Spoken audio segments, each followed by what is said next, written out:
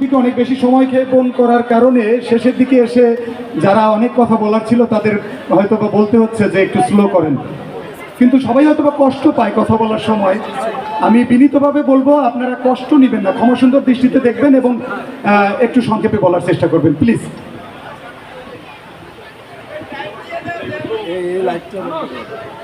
লাল বন্ধ করেন। বিসমিল্লাহির রহমানির রহিম। আউযু বিল্লাহিল আযীম ওয়া বিওয়াজিহিল কারীম ওয়া সুলতানিহিল কাদীম মিনাশ শাইতানির রাজীম। আসসালামু আলাইকুম ওয়া রাহমাতুল্লাহি ওয়া বারাকাতুহু।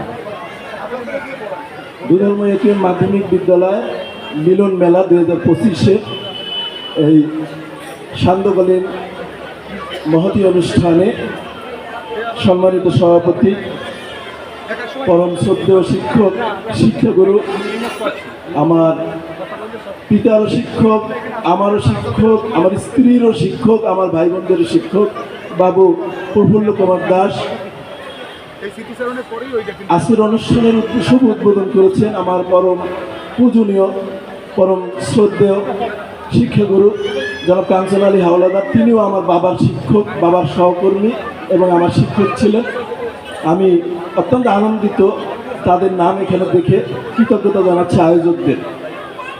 আমি আলমগীর হোসেন শাহিন, আমি অত্র বিদ্যালয়ের একজন ছাত্র ছিলাম। আমি 92 ব্যাচ। আমি অত্র বিদ্যালয়ে আমার সৌভাগ্য হয়েছিল কোনো না কোনো দুর্ভাগ্যক্রমে আমার আব্বার অসুস্থতার কারণে অত্র বিদ্যালয়ের প্রধান শিক্ষক, পরবর্তীতে সহকারী প্রধান শিক্ষক জনাব তাজ মোহাম্মদ সিকদার সাহেবের অসুস্থতার কারণে আমাকে 3 বছর এখানে অ্যাক্টিং শিক্ষক হিসেবে দায়িত্ব পালন করতে হয়েছে।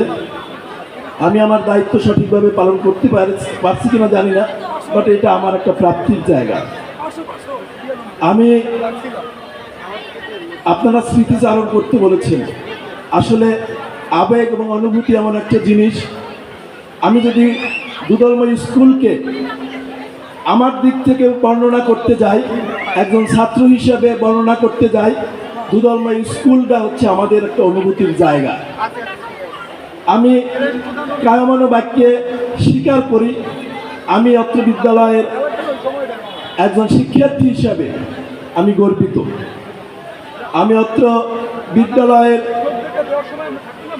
একজন শিক্ষার্থী হিসেবে আমার পরম শ্রদ্ধেয় শিক্ষকদের কাছ থেকে যে শিক্ষাগুলো পেয়েছি আমি হিসেব করে দেখেছি, আমি পিছনে তাকিয়ে দেখেছি, কোনো না কোনোভাবে বিভিন্নভাবে আমি তাদের আদেশ উপদেশে উপকৃত হয়েছি। আমি স্বীকার করতেছি জনাব মোশাররফ হোসেন স্যারের নিরলস প্রচেষ্টা, ঐকান্তিক ভালোবাসার কারণে, স্নেহের কারণে আমি অযোগ্য মানুষ, আমার যতটুকু যোগ্যতা তার একটা বিশাল অবদান আছে, আমার শিক্ষকদের একটা বিশাল অবদান আছে। আমি জানি, আমি শিক্ষক পরিবারের সন্তান হয়ে একটা জিনিস জানি, একটা শিক্ষক একটা বিদ্যালয়ে ক্লাস করতে যখন ঢোকেন তিনি 45 মিনিট প্রথম শুরু মানে সময় পান। এই 45 মিনিট শেষ করে যখন তিনি ক্লাসটা শেষ করে বের হন, যদি শিক্ষকতাকে আমি সঠিকভাবে মূল্যায়ন করি, আমি আমার নিজের অভিজ্ঞতা থেকে বলতেছি, মানে ঘাড়ের পেছন থেকে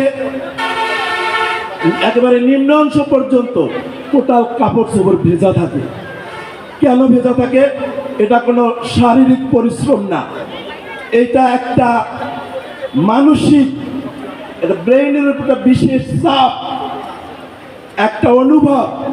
এই যে পরিশ্রম, এই কষ্ট, হৃদয় নিংড়ানো দান, এটা উপলব্ধির বিষয়, এটা স্বীকার করতে হবে।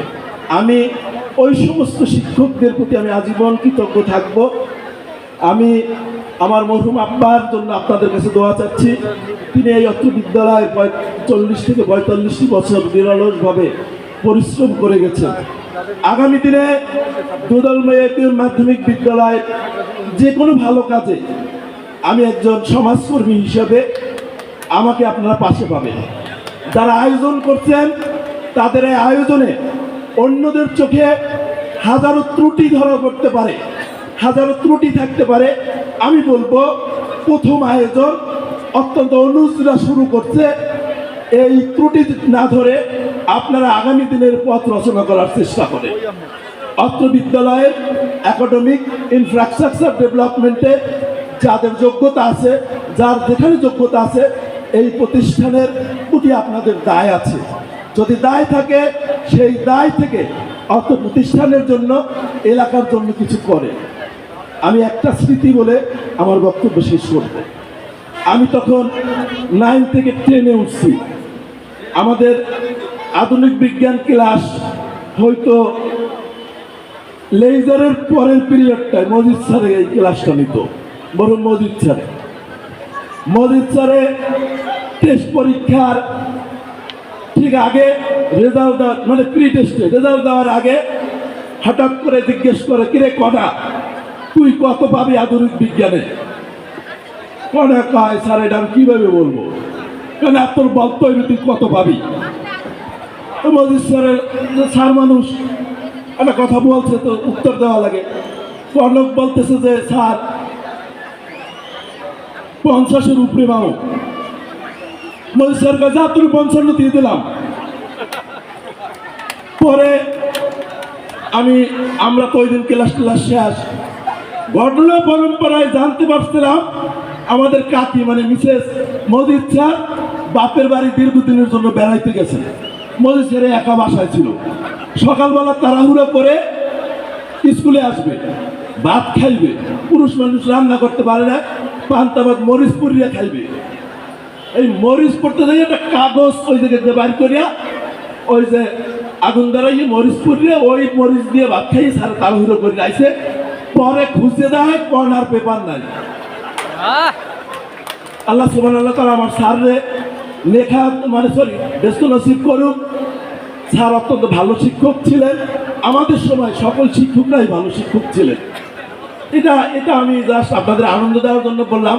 স্যার কিন্তু যত্ন সহকারে পড়াশোনা করাইতেন এবং তিনি পড়াশোনা ভালো জানতেন। আমি আপনাদের সর্বাঙ্গীন মঙ্গল কামনা করতেছি। এলাকার এবং স্কুলের সকল কাজে আপনারা আমাকে আমার যতদিন হায়াত আছে পাবেন। আল্লাহ হাফেজ। বাংলাদেশ জিন্দাবাদ।